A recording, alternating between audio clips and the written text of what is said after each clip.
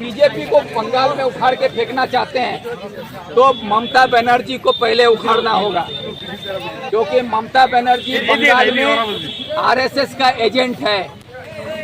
इस एजेंट को अगर नहीं रोक पाइएगा तो बीजेपी को नहीं रोक पाइएगा। जो सियासी माहौल है बंगाल का, ये तो आप सब देख रहे हैं। ये आप लोग ग्वालपोखर में हमसे बहुत सीनियर भी लोग हैं, बड़े बुजुर्ग हैं, यहाँ पर बैठे हुए हैं। आप लोग यहाँ पर कांग्रेस की हुकूमत भी देखे हैं, यहाँ पर वामफ्रंट की हुकूमत भी देखे हैं, और आज आप लोग तृणमूल की हुकूमत भी देख रहे हैं। लेकिन ऐसा मंजर बंगाल के लोगों के सामने कभी नहीं आया। कांग्रेस की हुकूमत में भी, जब कांग्रेस की सरकार रही उस टाइम भी अपोजिशन था, कोई ना कोई लीडर ऑफ अपोजिशन रहे। वामफ्रंट की हुकूमत आई, उस वक्त भी Trinamool leader of opposition Trinamool का था, पार्थ चटर्जी थे। और आज तृणमूल की हुकूमत है, आज भी कोई लीडर ऑफ अपोजिशन है, शुभेंदु अधिकारी। ये जो है ये एक तरीका है, एक सरकार में रहेगा, अपोजिशन में कोई रहेगा। लेकिन जब जो सरकार में रहता है उसकी जिम्मेदारी होती है कि देश का जो संविधान है, देश का जो कानून है, और हमारे देश जो है ये एक सेकुलर देश है, जहाँ जिसमें हर मज़हब के लोगों को रहने का इख्तियार है, अपना मज़हब मानने का इख्तियार है। अपने मज़हब के तरीके पर हमको चलने से कोई रोक नहीं सकता, ये हमारा संविधान कहता है। तो इस संविधान का ही शपथ लेके हर विधानसभा में जाने से पहले हर एमएलए को शपथ लेना पड़ता है, मुख्यमंत्री को शपथ लेना पड़ता है। उसके बाद जो आप लोग देखें कि परसों जिस तरीके से आज से 2 दिन पहले शुभेंदु अधिकारी विधानसभा चल रहा है, उसी वक्त बाहर निकल के प्रेस कॉन्फ्रेंस में आके जिस भाषा में वो पूरे बंगाल के लोगों को धमकी दे रहे हैं, मुसलमानों को धमकी दे रहे हैं कि जुदी आमार सरकार आसे, उनका जो लफ्ज़ है वो हम आपके सामने दोहरा रहे हैं कि वो बोल रहे हैं कि जुदी आमादेर सरकार आसबे 2026 से आमादेर सरकार आसले ओदेर मतलब तृणमूल, ओदेर मुसलमान विधायकদেরকে তুলে চ্যাংতুলা করে বাইরে ছুড়বো। ये बात जब वो बोल रहे हैं, ओदेर मतलब तृणमूल के तमाम मुसलमान एमएलए को निकाल के बाहर फेंकेंगे, तो पहला सवाल मेरा ये उठता है कि ममता बनर्जी हुकूमत में है। ममता बनर्जी आज सरकार में चीफ मिनिस्टर हैं, और ममता बनर्जी की सरकार में ममता बनर्जी का एमएलए को निकाल के बाहर फेंकने का बात करता है मुसलमान लोगों को। और ममता बनर्जी एक तरफ कहती हैं कि वो मुसलमान का तोषण करती हैं, मुसलमान का नेता बन के घूमती है, मुसलमान का पीर साहब बना दिया गया है उसको। तो आज जब ममता बनर्जी के सरकार में ममता बनर्जी का मुसलमान एमएलए को निकाल के बाहर फेंकने का बात किया जाता है, उसके बाद भी ममता बनर्जी एक एफआईआर नहीं करती है, सरकार के तरफ से कोई एफआईआर नहीं होता है।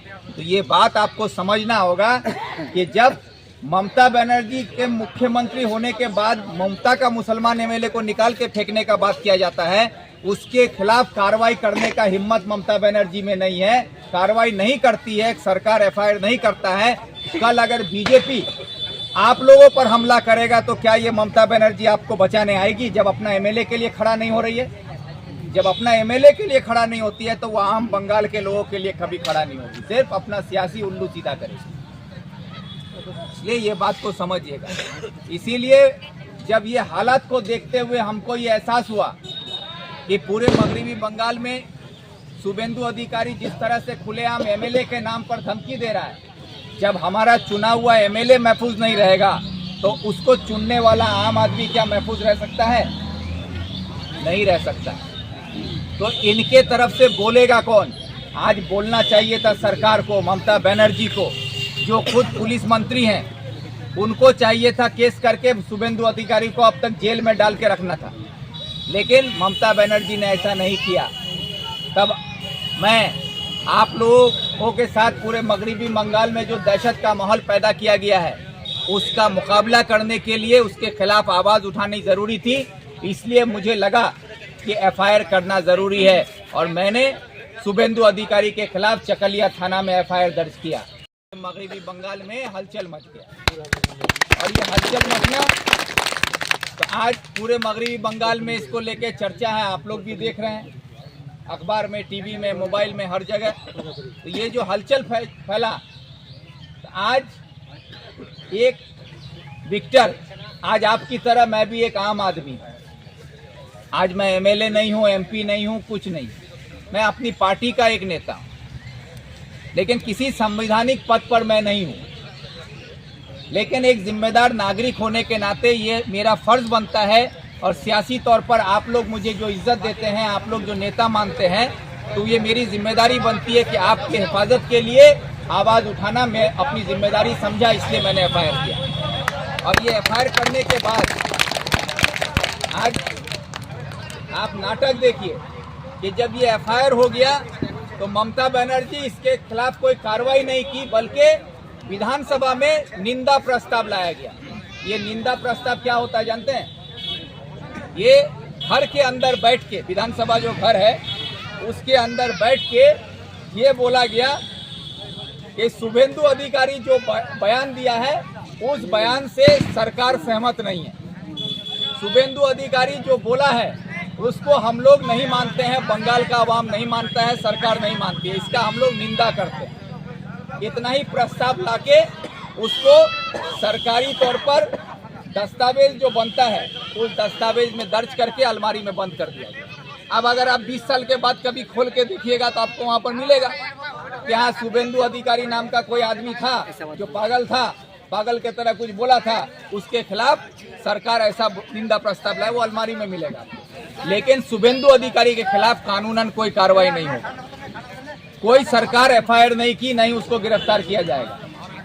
और दूसरी तरफ देखिए कि शुभेंदु अधिकारी के खिलाफ तृणमूल का एमएलए हुमायूं कबीर जो बात बोला है, हम उसको भी समर्थन नहीं करते हैं। हम हुमायूं कबीर की बात से सहमत नहीं हैं, लेकिन सवाल यहाँ पर यह उठता है कि तृणमूल का एमएलए हुमायूं कबीर जो बात बोला है, अगर वो गलत बोला है, ये एहसास हुआ है सरकार को, तो उसके खिलाफ विधानसभा में जो डिसिप्लिनरी कमेटी है उसके तरफ से शोकॉज किया गया।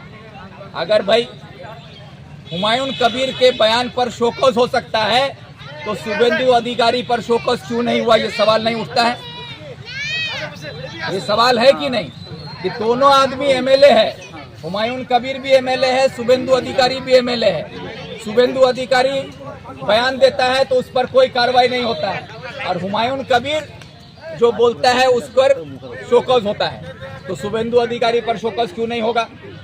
और अगर शुभेंदु अधिकारी के बयान पर विधानसभा में निंदा प्रस्ताव लिया जाता है तो हुमायूं कबीर के नाम पर निंदा प्रस्ताव विधानसभा में क्यों नहीं लिया गया? ये भी सवाल उठता है। उस पर भी निंदा प्रस्ताव होना चाहिए था।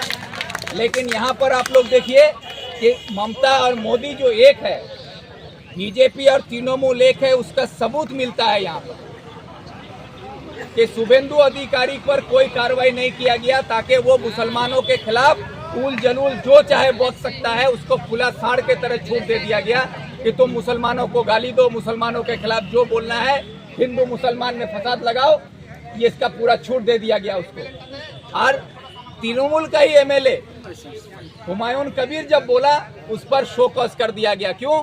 कि बाकी जो तृणमूल में मुसलमान एमएलए हैं सबका मुंह में ताला लगा दिया गया, ये कह के कि अगर तुम बोलोगे तुम्हारा भी हाल हुमायूं कबीर जैसा होगा।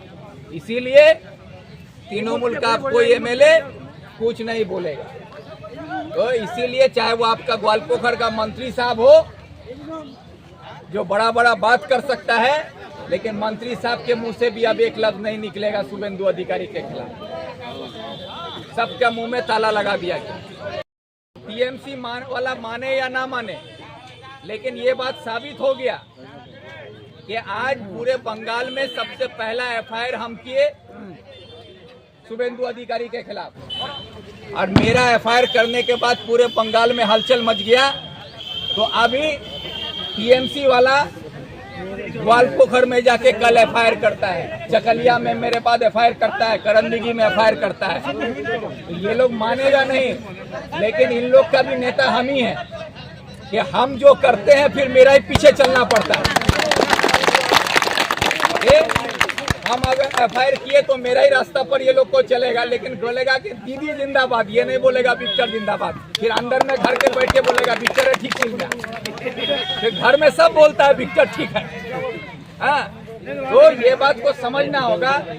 बीजेपी को बंगाल में उखाड़ के फेंकना चाहते हैं तो ममता बनर्जी को पहले उखाड़ना होगा, क्योंकि ममता बनर्जी बंगाल में आरएसएस का एजेंट है।